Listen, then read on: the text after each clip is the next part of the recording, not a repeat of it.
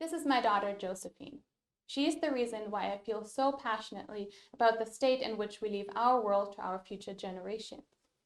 And that is why in my PhD, I focus on how we can bridge the gap from science to climate policy. But let me take you back a few years. This is me in 2012, the day I graduated from medical school. I remember very clearly that I was so excited to step out into the real world after years and years of school, because I profoundly believed that we could make the world a better place, one patient at a time. 3 years later, I left clinical practice. I had become disillusioned and frustrated with the limited impact that I had on the systemic issues that made my patients sick. And then I believed that research was the missing piece of the puzzle. If only we knew more about the issues, surely we would create policies that would allow everyone to thrive. So imagine my disappointment when I learned about these two numbers. Only 8% of the research ever done in the health sciences make it into practice and policy.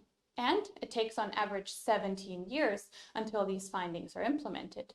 That's pretty crazy, right? Well, it sure blew my mind. So I started to wonder why this gap persists. And I became fascinated by something that we call knowledge translation or mobilization. And that's this idea that it takes some form of specific action that allows us to bridge this gap. And I believe that evidence-based policies were possible if we addressed what I thought was at the center of the problem, an information deficit, meaning that the decision makers just didn't know enough about the problem. And it was our job to generate more convincing evidence and then communicate it more effectively. But wait a minute, if that's really the problem, why do the gaps between evidence and policy persist? I mean, we've already vastly improved the quality of our evidence, and we have a huge amount of convincing evidence. And we've improved our science communication skills. I mean, almost everyone has a Twitter account these days. So I started to look for answers in the literature. And I found that, surprise, surprise, evidence-based policy is an ideal, not necessarily a reality, because in the real world, policymaking is heavily dependent on context, beliefs, special interests, power dynamics, and politics.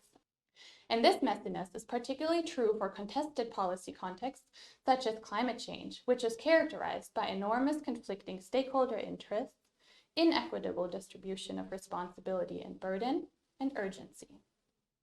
So I realized that most of us academics actually have an incomplete understanding of how policy is made, or at least we wish the complexity away, or we blame the decision makers. Either way, we blissfully ignore that instead of a linear exchange of information, the path from evidence to policy is mediated by politics. And that means that our knowledge translation strategies so often fall short of really having an impact. As political scientist Paul Kearney puts it, if you want to inject more science into policymaking, you need to understand the science of policymaking. What does the science tell us? Let me give you two examples. 1. Collective action. Social movement and civil resistance are based on the theory of change that governments respond to those who organize and show up. And there are many examples throughout human history for the power of this approach. An example of academics applying this strategy is Generation Squeeze. It's an organization that was founded by my supervisor, Paul Kershaw, and they're generating a movement on behalf of young Canadians. One of their recent wins includes the Supreme Court of Canada's decision that a national carbon tax is indeed constitutional. The second example for an evidence-based strategy to create change is lobbying. Now, before you think of the fat cat lobbyists shoving money into the pockets of legislators, consider the definition of lobbying. It's every citizen's right to speak freely, to impact decisions, and petition the government. It's certainly not a strategy reserved for industry representatives alone. We could harness this as well. Now, I know some of you are now shifting uncomfortably in your seats, so let me address the elephant in the room.